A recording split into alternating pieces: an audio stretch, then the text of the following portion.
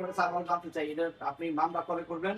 আপনি বলছেন আমি মামলা করবো, কবে করবেন এটাকে নিয়ে? আচ্ছা, এই বিষয়ে আমার কাছে আমরা ধরেন আমি তো বলছি, আমি দুইটা নায়িকাকে একটা প্রশ্ন করি এই বিষয়টা নিয়ে। এরা কি বলে, একটি মন্তব্যটা কি হতে পারে? হ্যাঁ। ধরেন আপু, আপনার থেকে একটা মোবাইল কিনছেন, মোবাইল একটা সিমও কিনছেন। সিম কেনার পরে এটা 300 টাকা আপনি এমবি উঠাইছেন। আমার টাকাতে মোবাইল কিনলেন, আমার টাকাতে সিম কিনলাম, আমি টাকাও এমবি উঠাইলাম, মেয়াদ দিল 7 দিন। তো 7 দিন পরে আমার মিনিট হলো 300 মিনিট, কেনার পরে আমরা 100 মিনিট ব্যবহার করছি, 200 মিনিট অটোমেটিক আছে। যে এই 200 মিনিট সিম কোম্পানি কেন কেটে দেবে?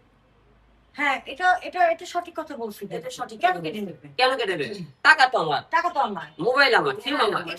এটা সঠিক কথা। এটা হ্যাঁ, তো তাহলে আমার প্রশ্ন হলো, সিম কোম্পানিকে আমি ডাইরেক্ট একটা কথা বলছি, টাকা আমার, মোবাইল আমার, সিম তোমাদের, এমবি তোমাদের, কিন্তু টাকা সম্পূর্ণ আমরা যে। কিন্তু আমাদের মোবাইল কথা বলতে বলতে বাস্ট হয়ে যায়, তাতে সমস্যা নাই। সমস্যা নেই। তোমরা আমার টাকা কেন কাটে নেবা?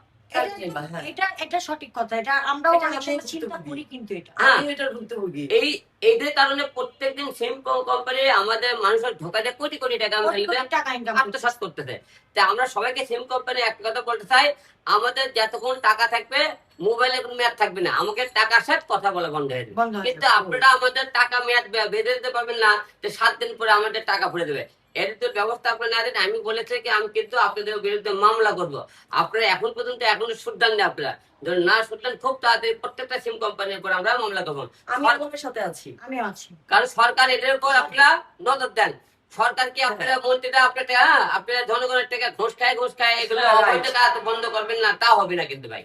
আপনারা যারা আপনারা তথ্য মন্ত্রণালয়ে আছেন, যারা এই ব্যবস্থা খুব তাড়াতাড়ি নেবেন।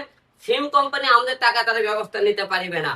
আমাদের টাকা যতক্ষণ থাকবে এমবি চলবে, কথা চলবে, আপনারা টাকা নিতে পারবেন না, টাকা নিতে পারবেন কোনো মেয়াদ থাকবে না, মেয়াদবিহীন আমাদের টাকা চলবে।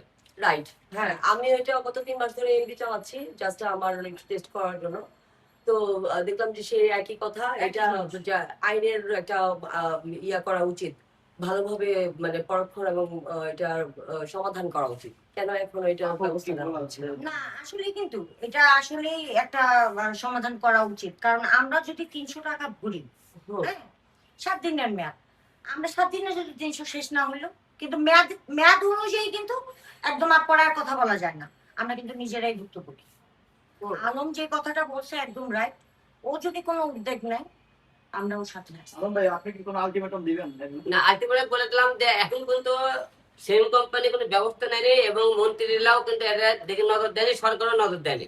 যেহেতু সারা কেউ নজর দিতেছে না, তাহলে এমন যতক্ষণ তো মামলা না করবে ততক্ষণ তাদের মনে ঘুম, মানে এখনো ঘুমন্ত আছে। নেওয়া উচিত, এরা ঘুমন্ত জায়গায় তোলার জন্য মামলা করা খুব তাড়াতাড়ি করা দরকার।